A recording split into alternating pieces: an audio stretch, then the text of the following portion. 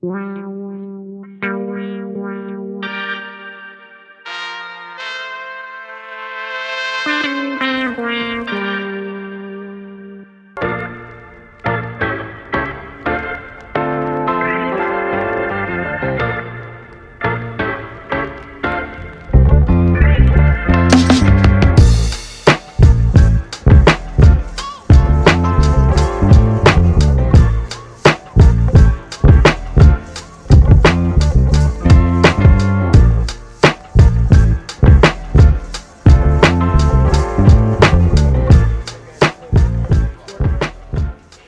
asked the wonderful Super Nat right here to pull out some wonderful gems, share some wonderful stories right here at Trill. Nat, here we go, because, you know, take it classic to the Flavor Flav, bro, but we got the Flavor Flav clock. Salute to Echo Unlimited. I don't know if you guys remember these right here, man. I do. What's up with you, man? Flavor Flav legendariness. So, Flavor Flav, interesting Flavor Flav story was that there was a movie called He Got Game, and it was a movie with Denzel Washington. I think he was playing like a baller and from Coney Island, and the soundtrack was produced by Hank Shockley and Keith Shockley of the Bomb Squad, and so they wanted to have a lot of up and coming MCs from the New York scene spit on the thing, and so they chose me and a few other cats, but I ended up writing a song for Flavor Flav called Flavor Flav Shake Your Boom Boom was one. What? It was like a dance song, and then another song called What, and that was and he even told me that was like one of his favorite joints. So I ended up writing that for Flav, and we got to really be close during that time. Like I could jump on the phone and call him right now, he's gonna pick up, because it was just like, no, he said nobody ever wrote something for him like that. So that's my connection to Flavor Flav and Public Enemy, is like just writing for him, and that was cool for me just to be in the studio. Yes, sir. You're super dope. Thank you. It's the reason why you got mad knots. Like, he's just finished getting beat up. Like The whole fucking interview. He's like, can y'all step me up? I gotta say what's up to Supernatural. Yeah, hold on. Your man. Pause that. All right. This fucking guy. All right. So yeah, that's me and Flav. Sorry. And we still buddies to this day, like I said. Checks in all the time. This one is a great one. This is one of my... All right, hold on. Oof. Here we go once again, Super Nat. Show off your gems here live at Trill. Nat, a wonderful urban vinyl, one of the early Funko creations before they went super wild and blew up. Guys, there are two variations of this. There's one with a more shimmering blue. That is the Comic-Con version. It's the more pricier one. If you guys are holding on these are really dope. So here we are, Notorious B.I.G. with Super Nat. What you got, bro? So this is probably one of my favorite of all New York stories right here. I mean, I've had some incredible ones, but this one is just dear to me because I used to live on St. James and Lefferts. Yeah. And where I lived on St. James and Lefferts, my manager, his name was Al T. McLaren at the time. Still his name now, but He changed it to Flavor Flav. Still the same name now, but I used to walk around the corner and there would always be a group of cats, you know, block dudes chilling on the block, and unbeknownst to me, one of them was Christopher Wallace. Mm-hmm. And so I'd walk back and forth to the store, and I would always acknowledge them because they was the hood dudes, and you know, you follow protocol when you're in the hood. So I would salute. And we got to know each other just from passing, you know, that's the homie. We talked, and I remember one night I was coming home late. It was probably like 10:30, 11 o'clock, and Big Chris was on the block. But there was nobody, all the rest of the dudes was there, so it was kind of strange to come around and just see him out there. And so I stopped and I started talking to him, and I told him I rhymed. He said he rhymed.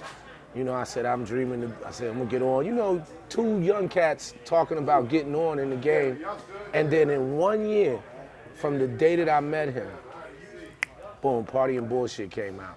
Wow. I got signed to Elektra the next week. And then like later on, like in that year, I was at Bergen and Underhill, which was a herb spot that we frequented all the time. Fire. And Biggie pulls up in a Land Cruiser with C's, and he got out. And he was like, well, C's got out, but I walked over to the window, and I was like, yo, we got on, didn't we? He was like, yeah. And the first thing he asked me was like, get your album done. And I just remember those are the words that haunt me to this day. Like, still to this day, that's the last words I ever spoke to him. So, wow. But I met him on Fulton Street, right Early. in front of the store, early. And that will always be one of my best memories of Big. Fire. For real. Super Nat, right here. The next one. I think I told you this before. You was laughing then, too. Here we are back with Super Nat. Guys, Grandmaster Flash. Not only that, a wonderful Super 7-piece. This right here is a whole full set. You got the red crate. You have the sweater inside that comes with it. A lot of wonderful gems. But this right here, man. Grandmaster Flash, what's your greatness with Grandmaster Flash? Wow, this one is special. Very special. So, I remember, being a kid in Indiana, knowing that, when I got out of high school, I wanted to go to New York. But there's a few moments in hip hop when you see them for the first time that stay in your mind. Mm-hmm. And one of them for me was when Flash was in the kitchen in the Wild Style shit, and he turned around, it's so smooth, it was like, Flash, Flash, Flash, Flash. It was like one of those, that right there just stuck in my head as a kid. And these dudes, really, they became like superheroes to you, and then you get into the game, actually, you become one of them. So I remember one year I was having a hard time financially. It was around the holidays.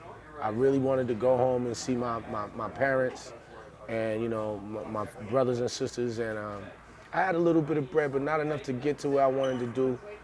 And I get a phone call from, lo and behold, Grandmaster Flash. And I'm like, all right. And he's like, is this Nate? And I said, Super Nate. He kept calling me Super Nate. He refused to call me Super Nat. So, he calls me and he says, yo, I got 2 songs that I need to get done, and I need it done fast. And somebody told me, yo, call Super Nat. He says, so I called Super Nate. And so I got on the train. He's like, so I got on the train and I went out to Long Island, and I went to his house. He had his wife come pick me up, and we went to his studio. A really nice studio too, built in his crib and everything. So we get downstairs and he starts playing me the beats. And every time he'd hit the talk through, it'd either be Super Nate or Super Nature. And I'd keep correcting him the whole time. And so it'd be like, yeah, Super Nature. All right, on that last one, I want you to go back again and go over that one more time. And I'd be like, all right, Flash, no problem. I said, but it's supernatural. All right, Nature, let's go. And, and so he did that. But he ended up paying me like a nice little chunk of change. Nice. And I was able to jump on the Amtrak and go home. And for me, I don't think people really realize, like, when shit like that happens to me, it's like hip hop feeding everything that I am. I'm like, man, like, just those little moments mean the most to me. Like, everybody like, yo, you working with Flash, but it was bigger than that because I'm like, damn, just by saying some mere words, I got to go home. Yeah. But not only that, I got to chill with an icon. Uh-huh. No matter how I slice it, this man is an icon, and he called you, and, you rose to the occasion, Super Nature. And, like, I just seen him recently at the Hip Hop Museum, and he had almost forgot until I had to sit down and I said, it's Nature. And when I said that, he smiled and he kind of giggled. I was like, yeah, I was at your house in the basement. And, we did the record. So the record is still out.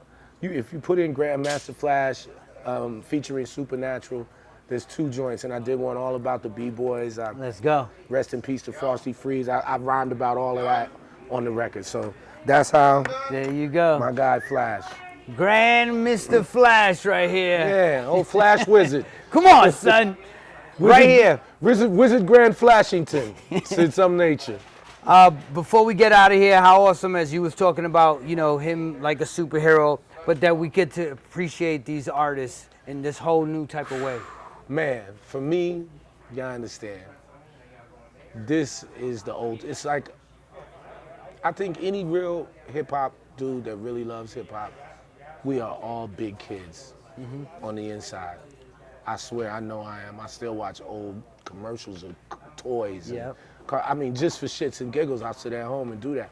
So to see like some of the most iconic MCs of our generation immortalized in figures and actually action figures that's articulated, and as well as statuettes. And to see some of the graffiti characters that we grew up looking at in black books now being immortalized in plastic figures, like it's exciting. And it's almost crazy because we already got so much stuff as it is over our years in hip hop. This shit makes it even more hard because we become low key hoarders. Yeah, right. And you want it all. Like I'm looking at the whole time we talking, I'm looking over at all kind of stuff that I'm like, where would I put it? You know, like where planning. I gotta have something like this. Yeah. For real. So just to see all of this stuff immortalized, like it still blows my mind. It's like I want them all. The old dirty, like just all of this shit. The Run the Jewels. It's genius. It should have been done like even them playing off of the old Kenner logo. Yeah. Like that's the shit I love. That's nostalgia at its best, you know. And I think that's what this does. Doesn't let us forget that we all got kids inside of us. And I think more people need to nurture that. The world would be a better place. Laugh. Be so serious all the time. You know? like for real. Supernature right here. I love it. Thank you so much, my brother. Right here at Trill, man. Show off your gems. He's a collector, man. He's been on the show, Official Tissue, man. So happy to have him here. And one thing, this brother, man, he's always on the mic, so I don't think he ever gets the accolades that he deserves, but I've known this man for over 30, 40 years, and I've watched him do nothing but grow. Some people in life, you watch them just sit still and stagnant. You love them the same way, but I watched him grow, so I'm proud of you, my brother. For real. Something special. Thank you so much, man. Right here, Show Off Your Gems at Trill. Let's go. Yup. Good job.